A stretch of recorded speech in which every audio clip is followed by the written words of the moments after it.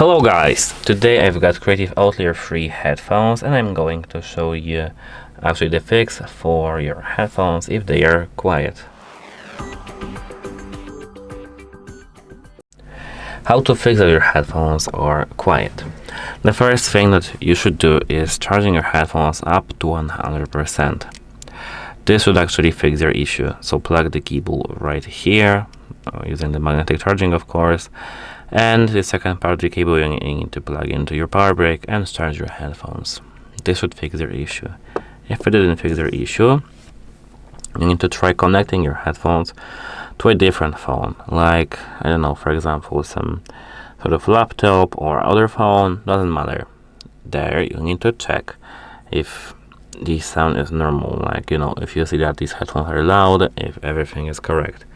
If everything is correct there, but not on your private phone, you need to check which application you are using on your phone.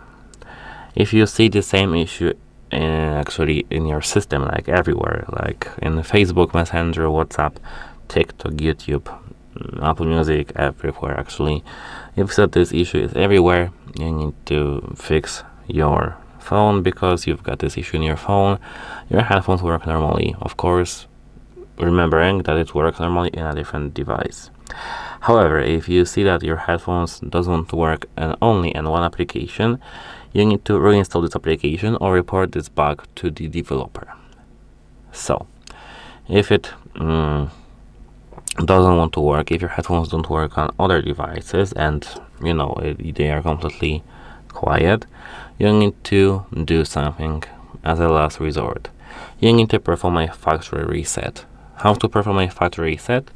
You need to at first enter the pairing mode by holding this M button, this middle one, till you see that you are in the pairing mode, like 5 seconds when they are powered off. Then you need to hold simultaneously volume up and down, like this, till you see that this little light goes